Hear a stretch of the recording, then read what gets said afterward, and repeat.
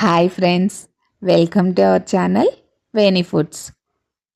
నేను మరో కొత్త రెసిపీతో మీ ముందుకు వచ్చేసానండి. చిక్కుడుగాయ టమాటో కర్రీ అండి. చాలా సింపుల్గా టేస్టీగా నేను మీకు ఎలా చేయాలా అనేది నేను ఈ వీడియోలో చూపిస్తాను. ముందుగా ఈ రెసిపీ చేసుకోవటానికి చిక్కుడుగాయలను తీసుకోవాలండి. నేను ఇక్కడ ఒక హాఫ్ కిలో వరకు చిక్కుడుగాయలను తీసుకొని చక్కగా వాష్ చేసుకొని ఇలా ముక్కలు చేసి పెట్టుకున్నానండి. ఇక్కడ నేను ఈ కర్రీని కుక్కర్లో చేయబోతున్నాను. సో కుక్కర్ తీసుకొని దానిలోకి 3 టేబుల్ స్పూన్స్ వరకు ఆయిల్ని వేసుకోవాలి. అది వేడైన తర్వాత హాఫ్ స్పూన్ మినపప్పు, హాఫ్ స్పూన్ జీలకర్ర, హాఫ్ స్పూన్ ఆవాలు, ఒక 2 పచ్చిమిర్చి ముక్కలను కూడా చేసుకొని వేసుకోవాలి. నేను ఇక్కడ 6 వెల్లుల్లిపాయ రెమ్మలను కూడా వేసుకొని వేపుకుంటున్నాను. ఇది వేగిన తర్వాత ఒక 2 పెద్ద సైజు ఉల్లిపాయలను నేను ఈ విధంగా తరిగి పెట్టుకున్నానండి.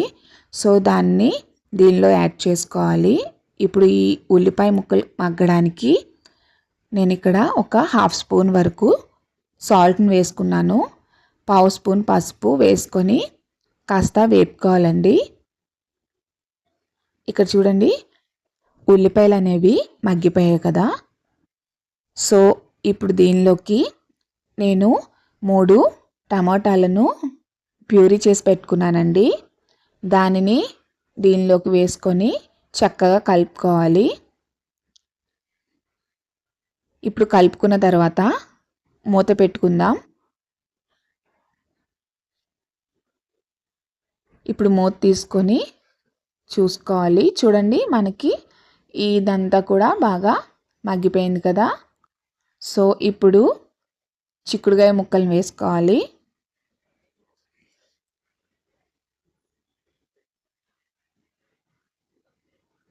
చిక్కుడుగాయ ముక్కలన్నీ వేసుకున్న తర్వాత మూత పెట్టుకుని మగ్గించుకుందాం.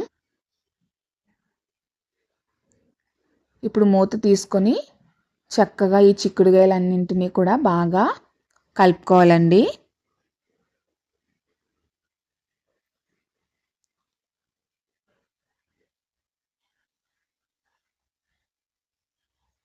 ఇక్కడ చూడండి, ఈ చిక్కుడుగాయలంతా కూడా బాగా వేగిపోయాయి కదా. సో ఇప్పుడు దీనిలోకి 2 స్పూన్స్ ధనియాల పొడి, 1 స్పూన్ జీలకర్ర పొడి, 2 స్పూన్స్ కారం వేసుకొని చక్కగా కలుపుకోవాలండి. ఈ కారం మసాలాలన్నీ కూడా మనకి చిక్కుడుగాయలకి పట్టే విధంగా బాగా వేపుకోవాలి.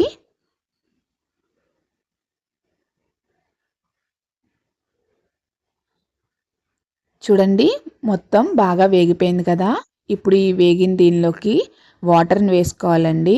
వాటర్ వేసుకున్న తర్వాత సాల్ట్ కూడా చెక్ చేసుకోండి. ఒకవేళ సరిపోకపోతే ఇప్పుడే వేసేసుకొని చక్కగా మూత పెట్టుకొని ఒక 2 విజిల్స్ వచ్చే వరకు ఉంచుకోండి. చూడండి, ఇప్పుడు మూత తీసి చూసుకోండి. ఇందులో కాస్త వాటర్ అనేది ఉంది కదా. సో ఇప్పుడు మనం మంటను హై ఫ్లేమ్లో పెట్టుకొని మొత్తం వాటర్ అంతా ఎగిరిపోయే వరకు ఉంచుకోవాలండి. సన్నగా తరిగిన కొత్తిమీరను కూడా వేసుకొని ఒకసారి కలుపుకోవాలి. ఇప్పుడు కలుపుకున్న తర్వాత మనకి ఈ వాటర్ అనేది ఉండకూడదండి. మొత్తం ఈ వాటర్ అంతా కూడా ఎగిరిపోయి కర్రీ అనేది రెడీ అవుతుంది. చూడండి, ఇక్కడ మనకి వాటర్ అనేది కూడా బాగా ఎగిరిపోయింది కదా. సో చిక్కుడుగాయ టమాటో కర్రీ అనేది మనకి రెడీ అయిపోయింది. సో ఇప్పుడు దీన్ని వేరే బౌల్లోకి తీసుకోండి. అంతేనండి. నేను చెప్పినట్టు ఒకసారి మీరు ఇంట్లో ట్రై చేసి చూడండి. చాలా టేస్టీగా కుదురుతుంది. మీరు ట్రై చేసిన తర్వాత మీకు ఈ కర్రీ అనేది ఎలా వచ్చిందో అనేది నాకు కామెంట్ చేసి చెప్పండి. ఈ కర్రీ అనేది వేడివేడి అన్నంలోకైనా చపాతీలోకైనా చాలా బాగుంటుంది. సో మీకు కనుక ఈ వీడియో నచ్చినట్లయితే లైక్ చేయండి, షేర్ చేయండి. మరిన్ని వీడియోస్ కోసం నా ఛానల్ను సబ్స్క్రైబ్ చేయండి. Thank you.